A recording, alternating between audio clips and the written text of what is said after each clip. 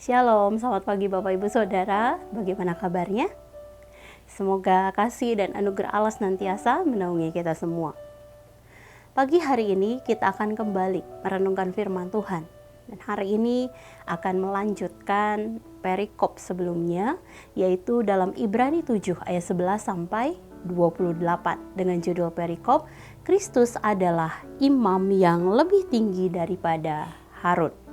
Saya akan bacakan bagian perikop firman Tuhan bagi kita semua. Demikian firman Tuhan. Karena itu, andai kata oleh imamat Lewi telah tercapai kesempurnaan, sebab karena imamat itu umat Israel telah menerima Taurat, apakah sebabnya masih perlu seorang lain ditetapkan menjadi imam besar menurut peraturan Melkisedek, dan yang tentang dia tidak dikatakan menurut peraturan Harun? Sebab jikalau imamat berubah, dengan sendirinya akan berubah pula hukum Taurat itu. Sebab ia yang dimaksudkan di sini bermaksud termasuk suku lain. Dari suku ini tidak ada seorang pun yang pernah melayani di mezbah. Sebab telah diketahui semua orang bahwa Tuhan kita berasal dari suku Yehuda, dan mengenai suku itu Musa tidak pernah mengatakan suatu apapun tentang imam-imam. Dan hal itu jauh lebih nyata lagi jikalau ditetapkan seorang imam lain menurut cara Melkisedek, yang menjadi imam bukan berdasarkan peraturan-peraturan manusia, tetapi berdasarkan hidup yang tidak dapat binasa. Sebab tentang dia diberi kesaksian, engkau adalah imam untuk selama-lamanya menurut peraturan Melkisedek. Memang suatu hukum yang dikeluarkan dahulu dibatalkan, kalau hukum itu tidak mempunyai kekuatan dan karena itu tidak berguna. Sebab hukum Taurat sama sekali tidak membawa kesempurnaan, tetapi sekarang ditimbulkan pengharapan yang lebih baik yang mendekatkan kita kepada Allah. Dan sama seperti hal ini tidak terjadi tanpa sumpah, memang mereka telah menjadi imam tanpa sumpah, tetapi ia dengan sumpah diucapkannya oleh dia yang berfirman kepadanya. Tuhan telah bersumpah dan ia tidak akan menyesal. Engkau adalah imam untuk selama-lamanya. Demikian pula Yesus adalah jaminan dari suatu perjanjian yang lebih kuat. Dan dalam jumlah yang besar mereka telah menjadi imam karena mereka dicegah oleh maut untuk tetap menjabat imam. Tetapi karena ia tetap selama-lamanya, imamatnya tidak dapat beralih kepada orang lain. Karena itu ia sanggup juga menyelamatkan dengan sempurna semua orang yang oleh dia datang kepada Allah, sebab ia hidup senantiasa untuk menjadi pengantara mereka.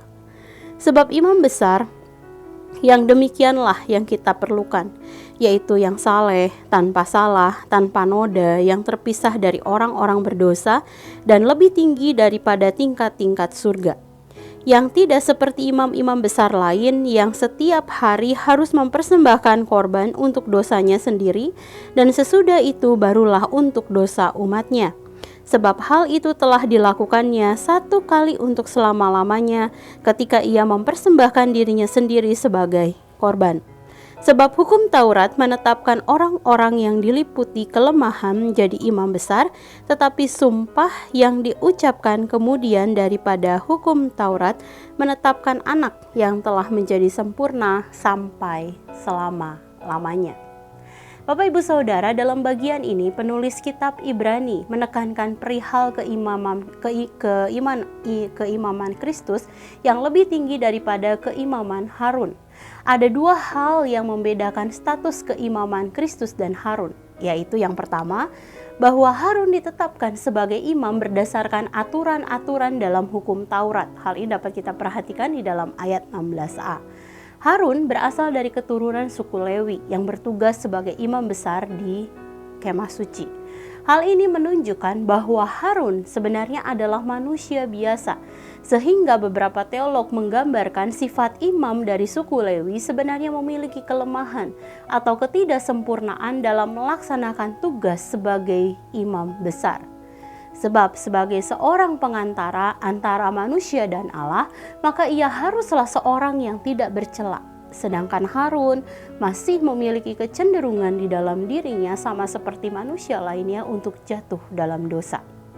Lalu hal yang kedua yang membedakan keimaman Kristus dan Harun adalah bahwa Kristus adalah imam besar yang diutus langsung oleh Allah. Hal ini dapat kita lihat di dalam ayat 16b. Kristus adalah imam besar agung yang sempurna sebab ia saleh dan tidak berdosa. Kesempurnaan inilah yang menjadikan Kristus layak untuk menjadi pengantara antara Allah yang Maha Kudus dan manusia. Tidak hanya itu saja, Kristus sebagai imam besar agung juga adalah satu-satunya imam besar yang memiliki kuasa untuk mengampuni dosa manusia.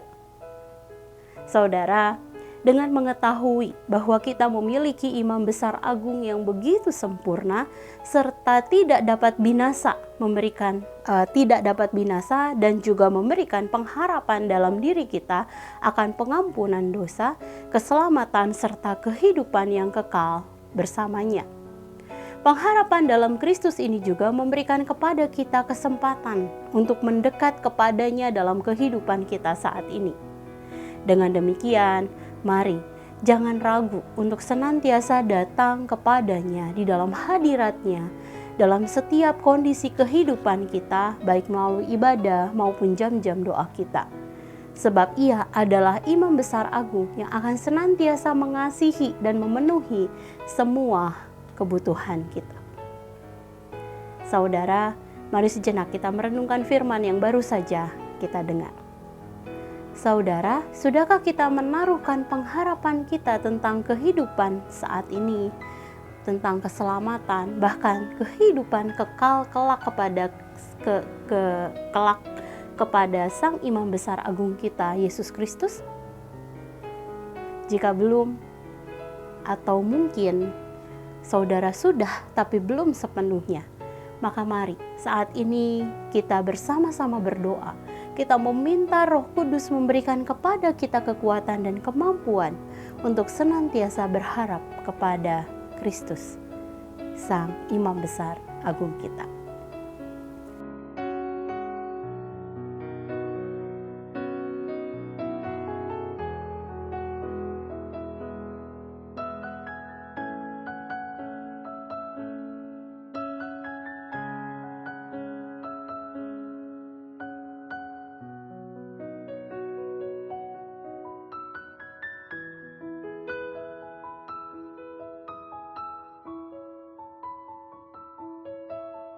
Demikian firman Tuhan hari ini. Mari kita berdoa.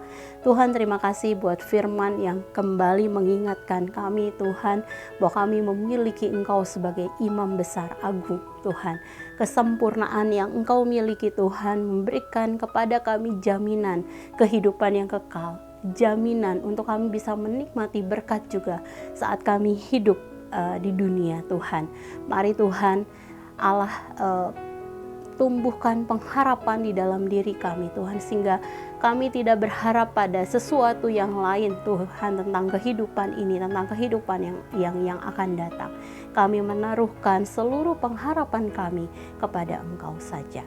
Kami mau serahkan, Tuhan, hari ini, sepanjang hari ini, setiap aktivitas yang kami kerjakan, kami mau berserahnya kepadamu. Dan kami juga berdoa, Tuhan, untuk keluarga kami, untuk orang-orang yang terdekat dengan kami. Mari jagai mereka, sertai mereka sama seperti Engkau juga menyertai kehidupan kami. Terima kasih, dan di dalam nama-Mu Tuhan Yesus kami berdoa dan mengucap syukur. Haleluya. Amin. Selamat pagi saudara, selamat menjalani hari bersama dengan Tuhan. Tuhan Yesus memberkati.